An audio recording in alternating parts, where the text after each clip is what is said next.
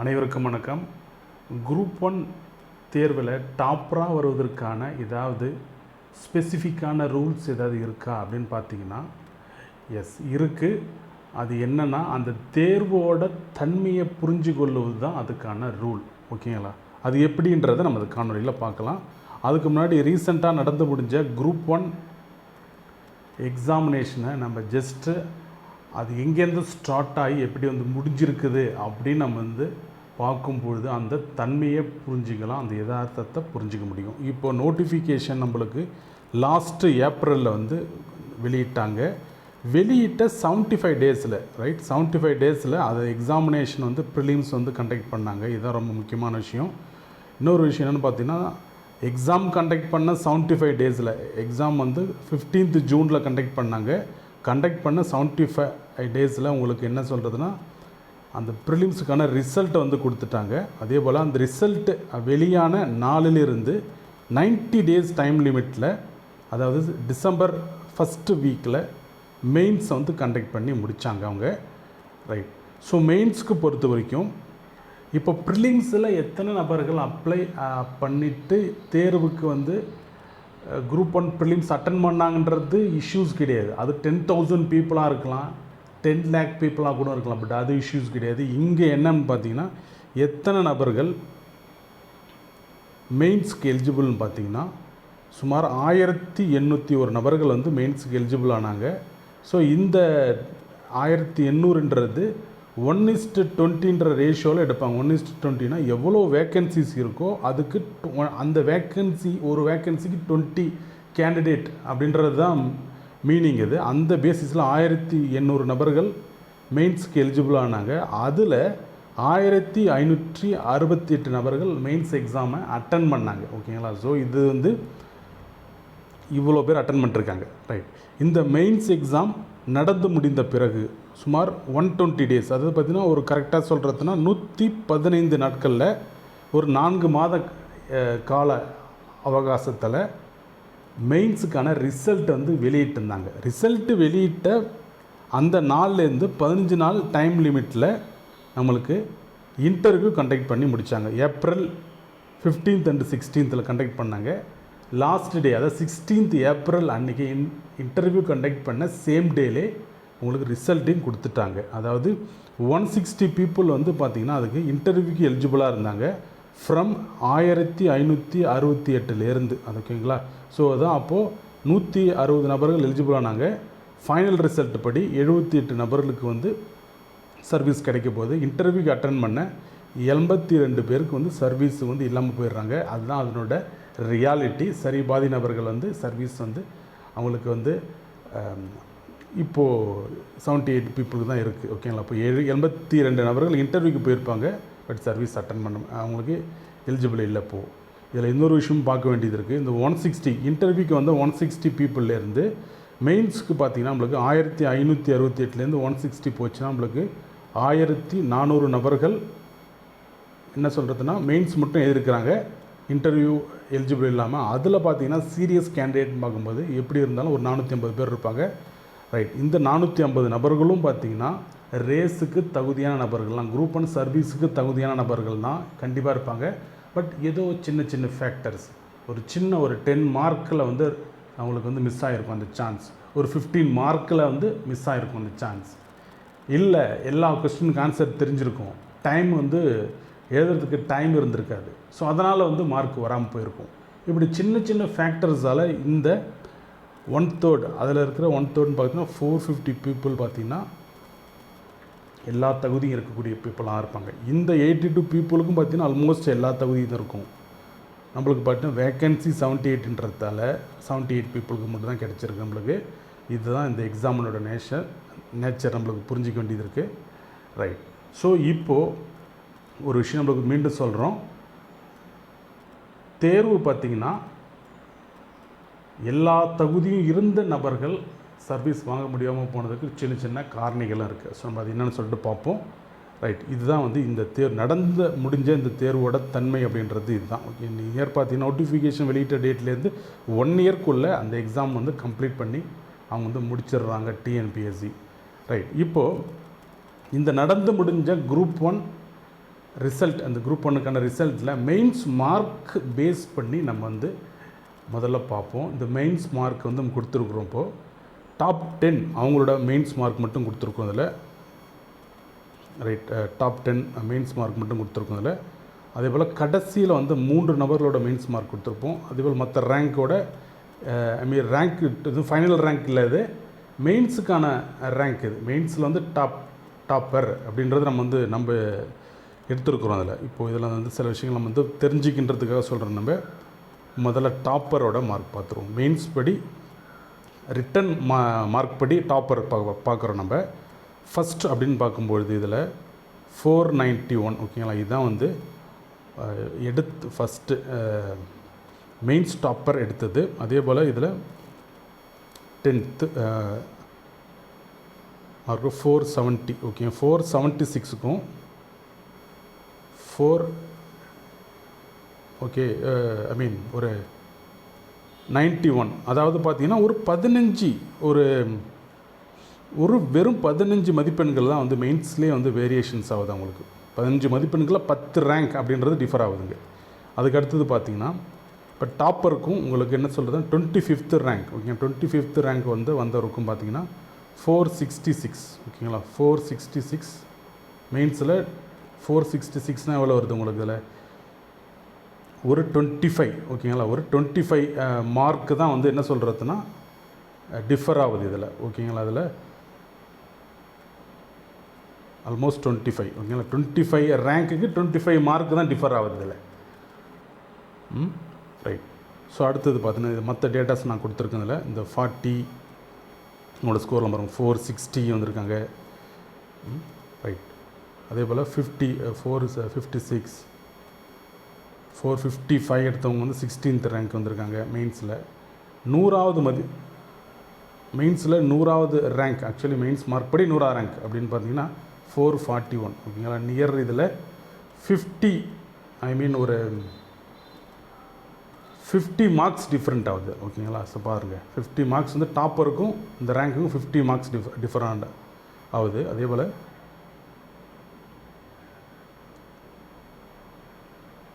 So கடைசியாக எவ்வளோ எடுத்திருக்காங்க பார்த்தீங்கன்னா, கடைசி பார்த்தீங்கன்னா 160 தான். பட் அதில் ஸ்பெஷல் ரிசர்வேஷன்றதால் நம்ம அதை கன்சிடர் பண்ண வேண்டாம்.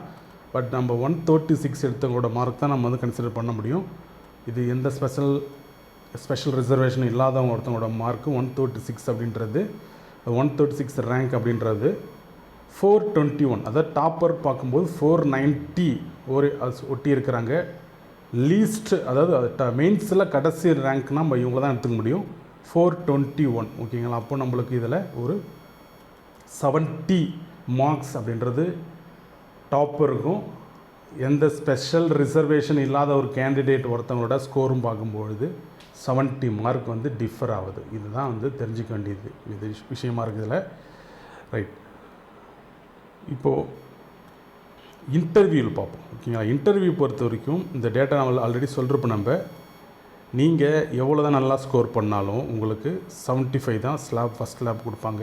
எவ்வளோ தான் மோசமாக நீங்கள் ஆன்சர் பண்ணாலும் உங்களுக்கு இன்டர்வியூவில் 54th ஸ்லாப் தான் கொடுப்பாங்க ஓகேங்களா. இதுதான் வந்து வச்சுருக்கிற டேர்ம்ஸ் அண்ட் கண்டிஷன் இன்டர்வியூவில். நீங்கள் இதில் ஒரே டார்கெட் தான் பண்ணணும். இன்டர்வியூவில் ஃபஸ்ட்டு ஸ்லாப் தான் எடுக்கணும். இதை தவிர வேறு எந்த ஆல்டர்னேட்டிவ் நீங்கள் ப்ரிப்ரேஷன் பண்ணும்போது யோசிக்கக்கூடாது. பட் ரிசல்ட் அவுட்கம்மாக என்ன வருதுன்னு வரட்டும். ஒரு கேண்டிடேட்டுக்கு அவங்க எய்ம் பார்த்தீங்கன்னா ஃபஸ்ட் ஸ்லாப் 75 எடுக்கணும். இதுக்கு தான் வந்து அவங்க ப்ரிப்ரேஷன் பண்ணணும். இந்த ப்ரிப்ரேஷன் அப்படின்றது பார்த்திங்கன்னா இது தனியாகவோ அல்லது ஒரு இன்ஸ்டண்ட்டாகவோ பண்ணக்கூடிய ப்ரிப்ரேஷன் அல்ல.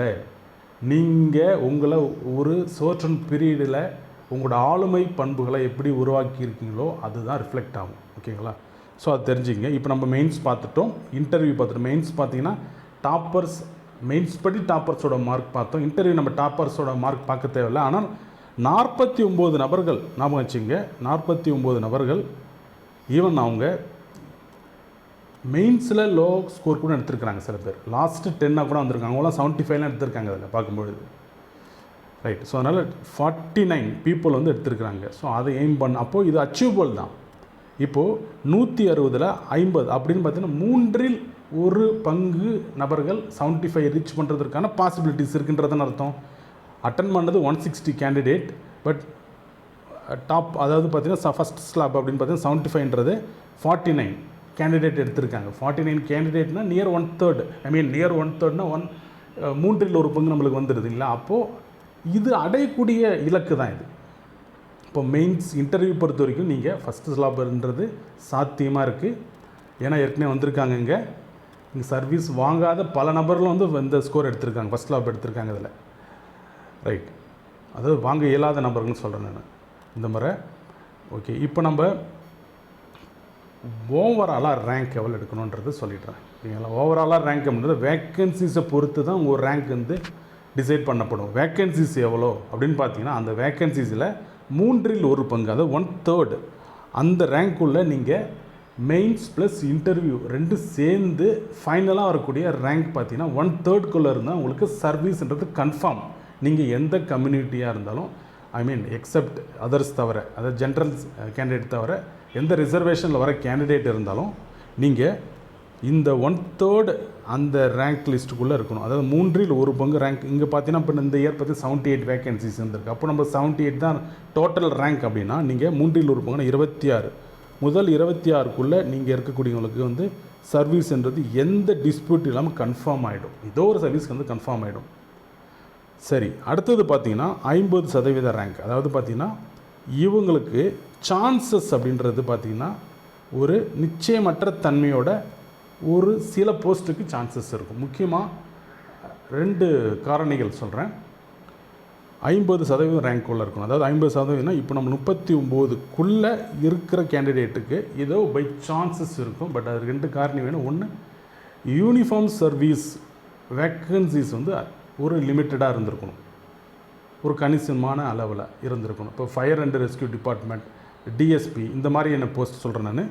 அது இருந்துட்டு அந்த பர்டிகுலர் சர்வீஸை விரும்பாத தேர்வர்கள் இருந்தாங்கன்னா இந்த 39க்குள்ளே வர்றவங்களுக்கு ஏதோ ஒரு வகையில் வந்து கிடைக்கிறதுக்கு சான்சஸ் இருக்குது. ஸோ அப்போ குறைந்தபட்சம் நீங்கள் வந்து பார்த்தீங்கன்னா 50% ரேங்க்குள்ளே வந்து இருந்தால் சான்சஸ் இருக்குது. 1/3 ரேங்க் அந்த லிமிட்டுக்குள்ளே நீங்கள் இருந்தீங்கன்னா கன்ஃபார்மாக இருக்குது. இதுதான் வந்து இந்த எக்ஸாமோட ரியாலிட்டி. ஏன்னு பார்த்தீங்கன்னா இதில் பிஎஸ்டிஎம் கேண்டிடேட், விமன் கேண்டிடேட் கொடுக்குற அந்த அந்த ஸ்பெஷல் ரிசர்வேஷன்ஸ், இந்த காரணிகள் வந்து இதை டிசைட் பண்ணுது. ஸோ மீண்டும் சொல்கிறேன், எவ்வளோ வேக்கன்சிஸ் இருக்கோ அதுக்கு 1/3 அந்த ரேங்க்குள்ளே இருந்தாலே உங்களுக்கு இருந்தால் மட்டும்தான் நீங்கள் வந்து எந்த விதமான இஷ்யூஸ் இல்லாமல் நீங்கள் இதில் கன்ஃபார்ம் ஆக முடியும். இல்லைனா வேரியஸ் ஃபேக்டர்ஸ் வந்து அதுக்கு கீழே நீங்கள் உள்ளே வந்து டவுன் ஆகிட்டிங்கன்னா, அதுக்கு கீழே போயிட்டீங்கன்னா மற்ற ஃபேக்டர் டிசைட் என்ன சொல்கிறோம் அதெல்லாம் வந்து டிசைட் பண்ணும் உங்களுக்கு. ஸோ எத்தனை கேண்டிடேட் வந்து ரிசர்வேஷனில் வரவங்க, எத்தனை கேண்டிடேட் ஜென்ரலில் வந்து போகிறாங்க, அந்த மாதிரி எக்ஸ்ஒய் மற்ற ஃபேக்டர்ஸ்லாம் டிசைட் பண்ணும். ஸோ அதுக்கு தான் சொல்கிறேன்.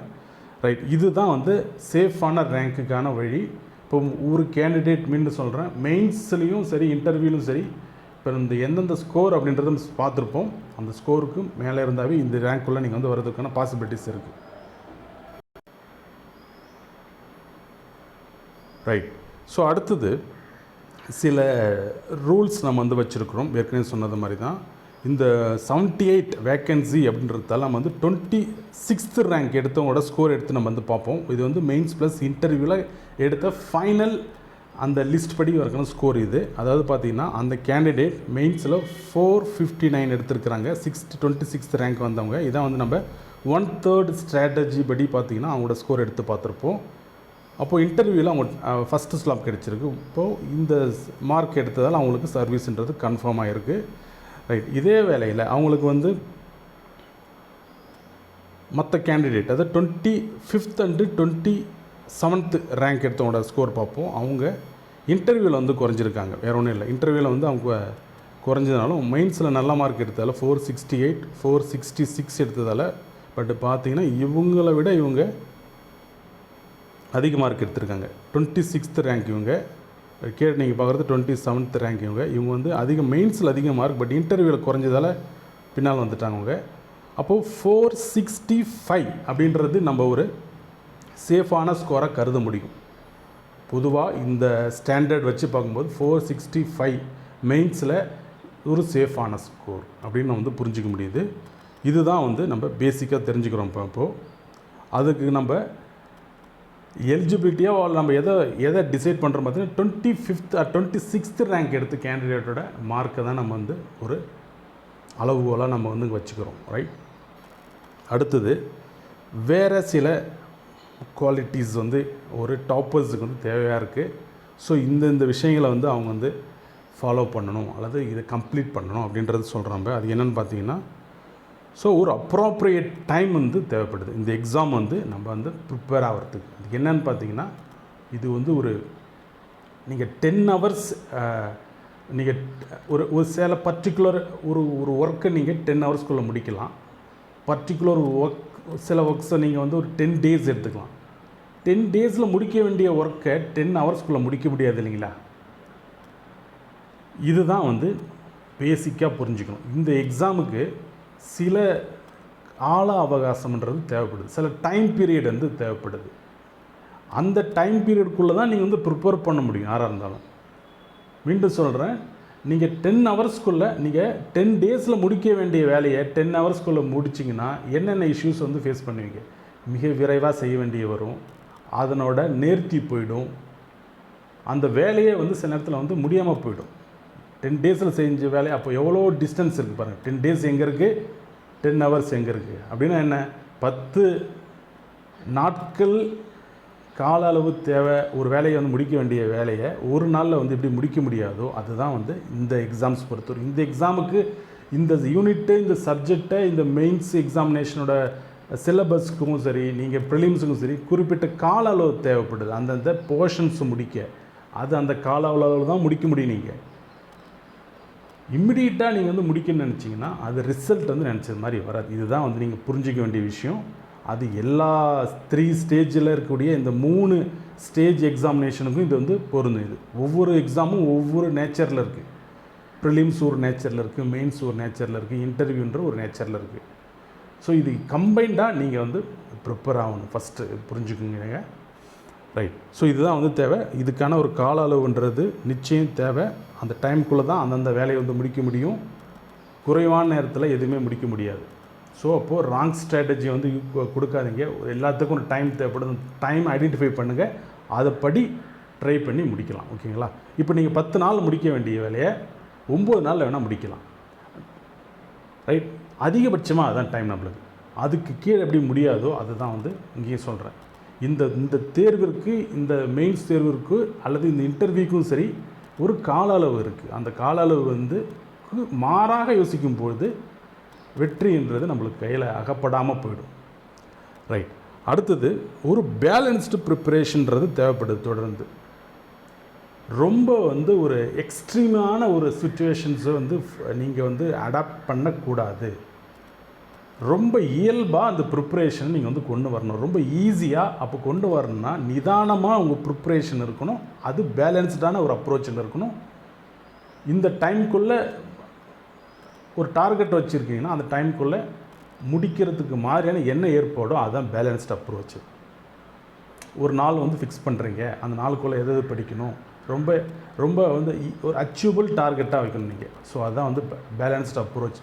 அதோடு சேர்ந்து பேலன்ஸ்ட் அப்ரோச்ன்றது பார்த்திங்கன்னா கம்பைண்டாக இருக்கணும். அதில் இன்டர்வியூ, மெயின்ஸ், ப்ரிலிம்ஸ் இது 3த்துக்கும் தனித்தனியாகவோ நீங்கள் ப்ரிப்பரேஷன் பண்ண வேண்டாம். எல்லாம் கம்பைண்டாக படிக்கிறது தான் இது சேர்ந்து சொல்கிறேன். அது பேலன்ஸ்டாக இருக்கிறது சொல்கிறேன். தென் அதுக்குள்ளே வரக்கூடிய யூனிட்டும் அதே மாதிரி ஸ்ப்ளிட் பண்ணி பேலன்ஸ்டாக பண்ணுங்கள். ஓகேங்களா? இதுதான் சொல்கிறது. அடுத்தது நீங்கள் கடுமையாக வந்து உங்களோட முயற்சி எடுத்தாலும் அதுக்கான ரிசல்ட் எக்ஸ்பெக்ட் பண்ணாதீங்க. ஏன்னு பார்த்தீங்கன்னா ரிசல்ட்டு, அதாவது நம்மளோட ப்ரிப்ரேஷன் அப்படின்றது டார்கெட் ஓரியன்டாக இருக்கணும். ரிசல்ட் வந்தே ஆகும்னு நினைக்காதீங்க தயவுசெய்து. ரிசல்ட் வரும், வராமல் போனாலும் இஷ்யூஸ் கிடையாது. நான் ப்ரிப்பேர் பண்ணுறேன் அப்படின்னா நீங்கள் இந்த யதார்த்தத்தை வந்து புரிஞ்சிக்க முடியும். ஒரு ஈஸியாக இந்த இஷ்யூஸை நீங்கள் அப்ரோச் பண்ண வரக்கூடியது. வெற்றி தோல்வி என்பது அடுத்த விஷயம். எது வேணால் கிடைக்கும். பட் நான் ஒரு நல்ல ஒரு ப்ரிப்ரேஷன் நான் செய்ய போகிறேன். இந்த ப்ரிப்ரேஷன் மூலமாக லைஃப்பையும் நம்ம வந்து லேர்ன் பண்ண முடியும் அப்படின்றத நீங்கள் புரிஞ்சுக்கணும் இதில். ஸோ ரிசல்ட்டை வந்து வருமா வராதா அப்படின்ற எண்ணத்திலே இருக்க வேண்டாம்.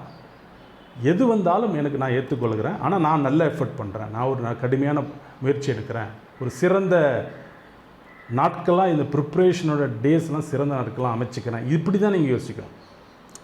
ரைட். அடுத்தது பார்த்தீங்கன்னா சர்வீஸ் வாங்கிட்டீங்க, வாட் ஹேப்பன் அப்படின்னு பார்த்தீங்கன்னா, அடுத்த சர்வீஸ் வாங்கிட்டீங்க, குரூப் 1 சர்வீஸ் அடைஞ்சிட்டிங்கன்னா அது வந்து வாழ்க்கையோட இலக்கு இல்லை. இன்னொரு சொன்னால் அதுதான் வந்து வாழ்க்கையின் முதல் படியே, நீ இறுதிப்படி நினச்சிக்காதீங்க. எல்லாமே அமைஞ்சிடும் நினைக்க வேண்டாம், எல்லாமே வாழ்க்கையே டோட்டலாக மாறிட்டு நினைக்க வேண்டாம். இது ஜஸ்ட்டு ஒரு ஆப்பர்ச்சுனிட்டி தான். இது நீங்கள் குரூப் 1 சர்வீஸ் வந்து உங்களுக்கு கிடைக்கிறது, அதுவே வந்து என்ன சொல்கிறதுனா வாழ்க்கையின் இறுதி இலக்கு அல்ல. அது புரிஞ்சுக்கங்க. ரைட். இது எல்லாம் நீங்கள் புரிஞ்சுக்கிட்டால் தான் இந்த எக்ஸாமுக்கு உங்களுக்கு சிறப்பாக இருக்கும். ரைட். அடுத்தது, இப்போ இது ரொம்ப முக்கியமானது. இந்த எக்ஸாமோட ரியாலிட்டியை புரிஞ்சுக்கிறதுக்கும் இந்த எக்ஸாமோட இம்பார்ட்டன்ட் புரிஞ்சுக்கிறதுக்கும் ஒரு காரணமாக நம்ம பார்க்கலாம். அதாவது பார்த்தீங்கன்னா நம்மளுக்கு இருக்கிறது பார்த்தீங்கன்னா இப்போ ரீசெண்டாக வந்த வேக்கன்சிஸ் வச்சு நான் சொல்கிறேன், 78 தான் நம்மளுக்கு இருக்குங்க. ரைட். இப்போது 78 இருக்குங்க இல்லையா? ஸோ இதை நம்ம எப்படி கம்பேர் பண்ணலான்னு சொல்கிறேன். 2 விதமாக கம்பேர் பண்ணலாம். நம்மளுக்கு தமிழ்நாட்டில் மொத்தம் நம்மளுக்கு 38 டிஸ்ட்ரிக்ஸ் தான் இருக்குது.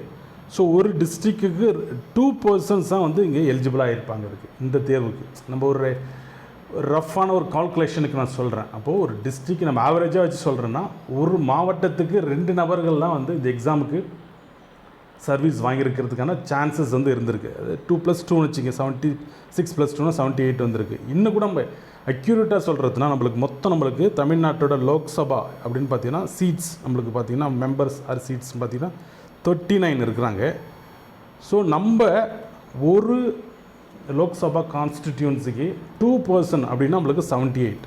ஓகேங்களா? அப்போது நீங்கள் யாரை வந்து ரெப்ரசன்ட் பண்ணுறீங்கன்றதை பார்த்துங்க. ஒரு லோக்சபா கான்ஸ்டிடியூன்சிக்கு ஜென்ரலாக 10 lakhs ஓட்டர்ஸ் இருக்கிறாங்கன்னா 5 lakh ஒருத்தவர் அப்படின்னு பேசிஸில் தான் உங்களுக்கு நீங்கள் வந்திருக்கீங்க. அப்போது 5 லட்சத்தில் ஒரு நபர் இந்த போஸ்டிங்கை வந்து எலிஜிபிள் அப்படின்றது தான் ஒரு ஜென்ரலான லாஜிக். நான் எலிஜிபிள் ஓட்டர்ஸ் வச்சு நான் சொல்கிறேன். ஸோ அவங்கள ஒருத்தவராக நீங்கள் ரெப்ரசன்ட் பண்ணுறீங்க. அப்போது ஒரு லோக்சபா கான்ஸ்டிடியூன்சிக்கு 2 நபர்கள் அப்படின்ற விதத்தில் நீங்கள் ஆக முடியும்னா அப்போ எவ்வளோ போட்டி இருக்குன்றதுக்காக தான் சொல்கிறேன். இப்போ இந்த ரெஃபரன்ஸ் அப்படின்னு பார்த்தீங்கன்னா நீங்கள் ஒரு ஒரு எம்பிக்கு சமம். இப்போ நீங்கள் ஆல்மோஸ்ட் ஒரு எம்பிக்கு சமம்னு நீங்கள் கருதலாம். டாப்பர்ஸ் சர்வீஸ் வாங்கினவங்க நீங்கள் ஈக்குவல் டு ஒரு எம்எல்ஏ கூட கிடையாது. எம்எல்ஏ 234, நீங்கள் எம்பியாக இருக்கீங்க. எம்பினா எவ்வளோ? அது ஒரு 50%, சரி பாதி எம்பின்னு நீங்கள் வச்சுக்கலாம். நீங்கள் இந்த போஸ்ட்டோட நேச்சர் அப்படி இருக்குது. உங்களுக்கு என்ன சொல்கிறதுனா 78னா அப்போது எவ்வளோ போட்டி இருந்திருக்குன்னு பாருங்கள். அப்போ அதில் ஒருத்தவங்களாம் வரணுன்னா எவ்வளோ சிரமமாக இருந்திருக்கு. இதுதான் நீங்கள் புரிஞ்சுக்கணும். பாருங்க, நான் ஒரு ஜென்ரலாக ஒரு தேர்வோட தன்மையும் கடினத்தன்மையும் புரிஞ்சதுக்காக தான் இந்த ரெஃபரன்ஸ் நான் சொல்கிறாங்க. ஒரு எம்பியில் சரி பாதி நீங்கள், அப்போது ஒரு எம்பி லோக்சபா சீட்டில் 2 இதில் வரக்கூடியவங்க தான் இருந்திருக்க முடியுன்றது லாஜிக்காக சொல்கிறேன். ரைட். அப்போது எவ்வளோ நபர்கள் வந்து இதுக்கு போராட்டிருக்காங்க, எவ்வளோ நபர்களுக்கு வந்து கிடைச்சிருக்கு. ஸோ இதுதான் வந்து இதனோட இம்பார்ட்டண்ட். அப்போ இவ்வளோ போட்டி நிறைந்த ஒரு சூழலில் தான் இந்த தேர்வோட தன்மையே இருக்குது. ஒவ்வொரு நிலைமையிலையும் வந்து ஃபில்டர் பண்ணுறாங்க. ஸோ ஃபில்டர் பண்ணி தான் வந்து ஃபைனலாக இந்த ரேங்க் லிஸ்டம் படி இந்த தேர்வுகள் வந்து தயாராக இருக்கிறாங்க. ரைட். சரி, இப்போ இது வரைக்கும் இந்த போட்டித் தேர்வோட தன்மையை நம்ம வந்து பார்த்துட்டோம். இப்போது ரீசெண்டாக நடந்து முடிஞ்சதை மட்டும் பார்த்துருக்கோம். அந்த கடினத்தன்மை, அந்த கடந்து வந்தது பாதை எல்லாம் பார்த்தாச்சு. இப்போ அப்கமிங் குரூப் ஒன் பற்றி பார்ப்போம். இந்த குரூப் 1க்கு தயாராகக்கூடிய தேர்வர்கள் மீண்டும் சொல்கிறேன், நீங்கள் கம்பைண்டாக ப்ரிப்பேர் பண்ணணும். ப்ரிலிம்ஸ் மெயின்ஸ் இன்டர்வியூன்னு தனித்தனியாக போகாதீங்க. போனீங்கன்னா உங்களுக்கு டைம் இருக்காது. இப்போ ஏற்கனவே நீங்கள் பார்த்துருப்பீங்க, ப்ரிலிம்ஸ் முடிஞ்ச பிறகு பார்த்தீங்கன்னா உங்களுக்கு லிமிட்டட் டைம் தான் இருக்குது. ஒரு 4 to 5 months தான் இருக்குது. 4 to 5 monthஸில் மெயின்ஸ் கம்ப்ளீட் பண்ண முடியாது, யாராலும் முடியாது, ரொம்ப சிரமம். மெயின்ஸுக்கான ரிசல்ட் வந்த பிறகு இன்டர்வியூக்கு பார்த்தீங்கன்னா 2 weeks தான் டைம் இருக்குது. 2 weeksக்குள்ளே உங்களை எப்படி நீங்கள் அடாப்ட் பண்ணிக்க முடியும் இன்டர்வியூக்கான தேவையை பொறுத்து. ஸோ எது தேவை? அப்கமிங் குரூப் 1 இந்த எக்ஸாமினேஷனுக்கு ப்ரிப்பேர் ஆகிறவங்க நீங்கள் தனித்தனியாக ப்ரிப்பேர் பண்ணாதீங்க. ப்ரிலிம்ஸ் வர வரைக்கும் ப்ரிலிம்ஸ் எழுதுற வரைக்கும் ப்ரிலிம்ஸ் மட்டும்தான் படிப்பேன், ப்ரிலிம்ஸ் முடிஞ்ச பிறகு மெயின்ஸ் எக்ஸாம் எழுதுற வரைக்கும் மெயின்ஸ் மட்டும்தான் படிப்பேன், மெயின்ஸ் ரிசல்ட் வந்த பிறகு நான் இன்டர்வியூக்கு அந்த டைம் பார்த்துக்கலாம் அப்படின்றது ராங் ஸ்ட்ராட்டஜி. ஓகேங்களா? ஸோ மீண்டும் சொல்கிறேன். ஸோ ஒரு குரூப் 1 கேண்டிடேட் எல்லா ஸ்டேஜிலும் வரக்கூடிய எக்ஸாமினேஷனையும் சரி கம்பைண்டாக ப்ரிப்பேர் பண்ணுறது தான் சேஃப். ரைட். இப்போ இருக்கிற சூழ்நிலை வச்சு பார்க்கும்பொழுது ஒரு ப்ரிலிம்ஸ் நம்மளுக்கு வருதுன்னு பாருங்கள். இதில் ஸோ ஜூனில் வந்து நோட்டிஃபிகேஷன் வந்து வருது. இப்போ ஜூன் வரைக்கும் அவங்க என்ன செய்யணும்னு பார்த்தீங்கன்னா, அவங்க ப்ரிலிம்ஸ்க்கும் படிக்கணும், ப்ளஸ் மெயின்ஸ் ப்ரிப்பரேஷனுக்கும் அவங்களோட ப்ரிப்பரேஷனை அமைச்சிக்கணும். இப்போ பார்த்தீங்கன்னா ஒரு 2 months வந்து இருக்குது, ஆல்மோஸ்ட் 2.5 months இருக்குதுன்னு சொல்லலாம் நம்மளுக்கு. ரைட். ஒரு 2 months நியர் இருக்குது நோட்டிஃபிகேஷன் வரத்துக்கு. இந்த காலகட்டத்துக்குள்ளே நீங்கள் mains plus interview plus prelims எல்லாம் கம்பைண்டாக தான் ப்ரிப்பேர் பண்ணணும். ஏதோ ஒரு வகையில் உங்களுக்கு தெரிஞ்சதை நீங்கள் வந்து ப்ரிப்பரேஷனில் அதை அடாப்ட் பண்ணுங்கள். ஓகேங்களா? இன்டர்வியூ என்ன தேவைப்படுது இப்போலேருந்து ரெடி பண்ணுங்கள். இன்டர்வியூன்றது ஏதோ ஒரு வெகு தொலைவில் வரக்கூடிய தேர்வு கிடையாது. அதுமாதிரி மெயின்ஸுன்றது வெகு தொலைவில் வரக்கூடிய தேர்வு கிடையாது. எல்லாம் நியர் ஃப்யூச்சரில் தான் இருக்குது எல்லாமே. ஸோ தயாராகுங்க. ஒன்ஸ் நோட்டிஃபிகேஷன் ஜூன் 23 வந்த பிறகு நீங்கள் ஃபுல் ஃப்ளெஜ்டாக ப்ரிலிம்ஸ்க்கு வந்து தயாராகணும். அதிலேருந்து அப்போ வந்து மெயின்ஸுக்கு நீங்கள் தயாராக தேவையில்லை. அந்த 75 days இந்த எக்ஸ்க்ளூசிவ் ஃபார் ப்ரிலிம்ஸ். இன்டர்வியூன்றது இதுதான் ப்ராசஸ். இன்டர்வியூன்றது என்னென்னா, உங்கள் டே டு டே லைஃப்பில் ஒவ்வொரு நாளும் ஏதாவது ஒரு விஷயங்கள் நீங்கள் வந்து லேர்ன் பண்ணிட்டு தான் இருக்கணும். இன்டர்வியூன்றது தனி கிடையாது. பட் எல்லா காலகட்டத்திலையும் நீங்கள் இன்டர்வியூ மனசில் வச்சு தான் உங்கள் டே டு டே லைஃப்பை டிசைன் பண்ணணும். ஓகேங்களா? அதுக்கு தனியாக ப்ரிப்பேர் பண்ண தேவையில்லை. உங்களோட செயல்பாடுகள் மூலமாக அதை நீங்கள் தினமும் அதை ஃபாலோ பண்ணலாம். உங்கள் ட்ரெஸ் கோடிலேருந்து உங்களோட ப்ரிப்பரேஷன், உங்களோட ஆளுமைத்தன்மைகளை இந்த பீரியடில் நீங்கள் பயன்படுத்திக்கணும். நீங்கள் சரியாக மாற்றிக்கணும். சரியான திசையில் இருக்கான்னு நீங்கள் வந்து அதை வந்து வெரிஃபை பண்ணின்னு அதை செம்மைப்படுத்தினே இருக்கணும். ரைட். ஒன்ஸ் வந்து ப்ரிலிம்ஸ் கம்ப்ளீட் ஆன பிறகு நீங்கள் எக்ஸ்க்ளூசிவான டைம் எடுத்து தென் மெயின்ஸ்க்கு மட்டும் அந்த டைமில் நீங்கள் வந்து படிக்கணும், ப்ரிப்பேர் ஆகணும். ஓகேங்களா? இதுதான் வந்து சொல்ல வந்த விஷயம். இதுதான் வந்து அடிப்படை. அதாவது ஒரு தேர்வர் அப்படின்னு பார்த்தீங்கன்னா அவருக்கு தெரிஞ்சிருக்கணும் ப்ரிலிம்ஸில் சேஃபான ஸ்கோர் எது, அதை நம்ம அடையிறதுக்கு என்ன செய்யணும், மெயின்ஸில் சேஃபான ஸ்கோர் எது, அதை அடைவதற்கு என்ன பண்ணணும், வித்தவுட் கம்யூனிவல் ரேங்க் எல்லாத்தையும் நான் தவிர்த்துட்டு சொல்கிறேன். சேஃபான ஸ்கோர் எது. இன்டர்வியூவில் ஒரே ஆப்ஷன்ஸ் தான், ஃபஸ்ட் ஸ்லாப் மட்டும்தான் எடுக்கணும், அதுக்கு என்ன வழி, இது 3ம் தெரிஞ்சு அதை ப்ராக்டிக்கலாக எப்படி இம்ப்ளிமெண்ட் பண்ணுறதுக்கு என்ன வழியோ அதை தான் ஒரு தேர்வர்கள் வந்து செய்யணும். அது செய்யும்பொழுது மட்டும்தான் இது எல்லாம் சாத்தியம். இது ஒரு குறிப்பிட்ட காலத்துக்குள்ளே செய்ய முடியாது. இதுக்கு ஒரு கணிசமான கால அளவு தேவைப்படும். ப்ரிலிம்ஸ் சப்ஜெக்ட் முடிக்கிறதுக்கும் மெயின்ஸ் முடிக்கிறதுக்கும் இன்டர்வியூக்கு நீங்கள் ரெடி ஆகிறதுக்கும் எல்லாத்துக்கும் சேர்த்து ஒரு குறிப்பிட்ட கால அளவு தேர்வு. மீண்டும் சொல்கிறேன், இது போட்டி அதிகமாக இருக்கக்கூடிய தேர்வு. ஆல்மோஸ்ட் ஒரு எம்பி ஆவதற்கான வழி தான் அந்த தேர்வுன்னு சொல்லிக்கலாம் நம்ம. ஓகேங்களா? ஒரு கான்ஸ்டிடியூன்சிக்கு 2 MP கொடுத்தா என்ன ஆகும், ஒரு லோக்சபா கான்ஸ்டிடியூன்சி, அதுதான் வந்து குரூப் 1 தேர்வு. ஓகேங்களா? அப்போ சரி பாதி எம்பினா என்ன தேவை, அப்போ அந்த அளவுக்கு என்னென்ன திறன் தேவையோ அதை நம்ம இந்த காலகட்டத்துக்குள்ளே வளர்த்து கொண்டால் இந்த மெயின்ஸ் லாஸ்ட்டாக முடிஞ்ச மெயின்ஸ் பேஸ் பண்ணி நம்ம சொல்கிறோம் மார்க்கு, அதை டார்கெட் பண்ணி நீங்கள் வந்து ப்ரிப்பேர் பண்ணாவே போதும். பார்த்துக்கலாம்.